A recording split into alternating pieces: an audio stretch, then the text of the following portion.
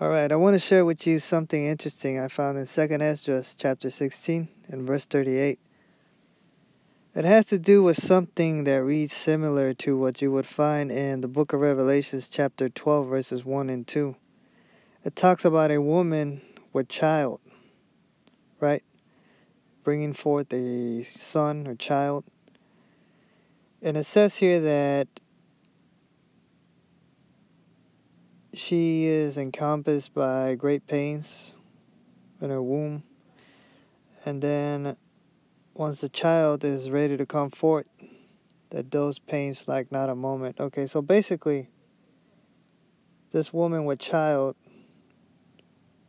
probably the same one mentioned in Revelations chapter 12 verses 1 and 2.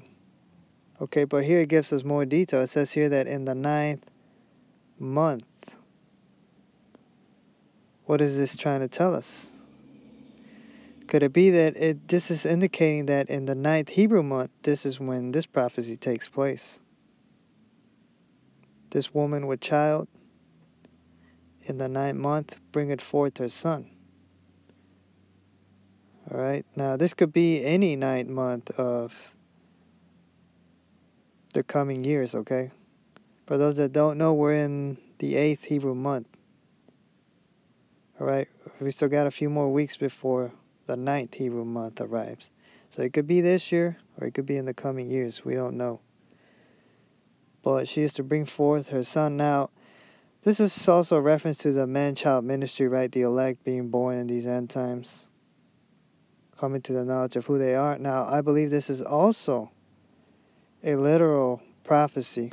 There is a woman out there with a child that might bring forth a son or a vessel, a flesh and blood vessel, a little child, that will probably house the Messiah, right? King David or Mashiach.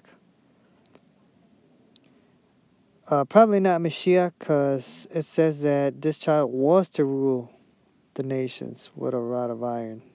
Was to rule. But what happened? I guess he's not, so he's going to leave somebody else in his stead. And that would mean probably King David being born in the flesh in these end times. Who knows? Anyways, it says here that 2 or 3 hours of pain, great pains, will encompass her womb.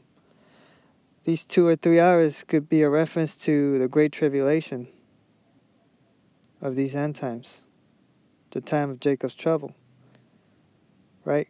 Great pains, great tribulation, right?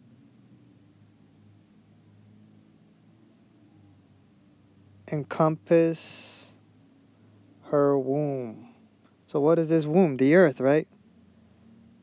Great pains encompass the earth, who is also likened to the womb, right, of the woman.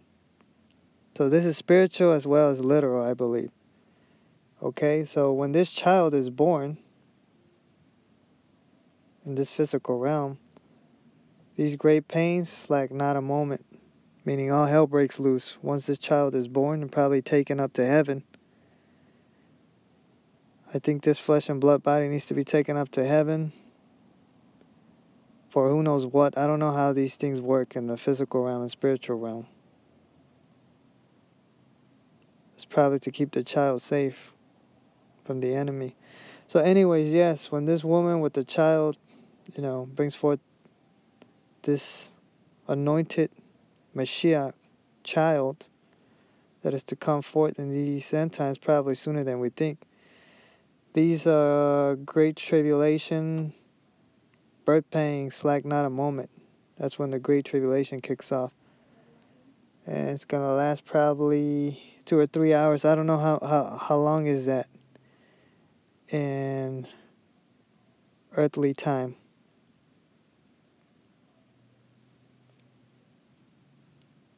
Two or 3 hours in heaven. I don't know how long is that on earth. But anyways, yeah. You could compare it.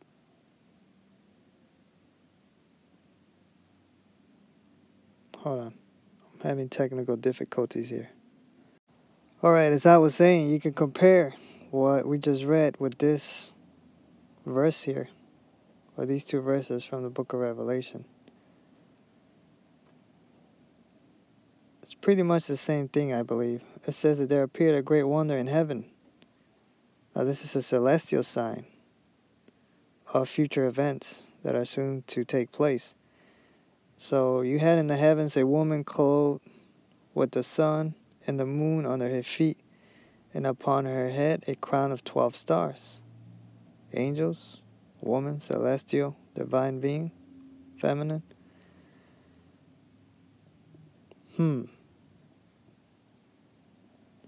So this was a celestial sign. Probably something taking place in the spiritual realm, literally, in the higher realms, but also a manifestation of what's going to happen here on earth, as in heaven, so on earth, right? But you also have, like I said, a celestial sign indicator of what is happening. All right, let's look at the next verse. Here it is, what we just read. The Apocrypha, 2nd Esdras, chapter 16, verse 38. And she was with child. She cried, travailing in birth, and pain to be delivered.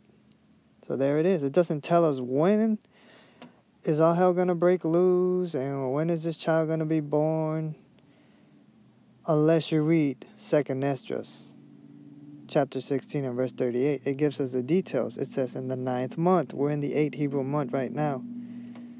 We still got like 3 weeks before the 9th Hebrew month rolls in.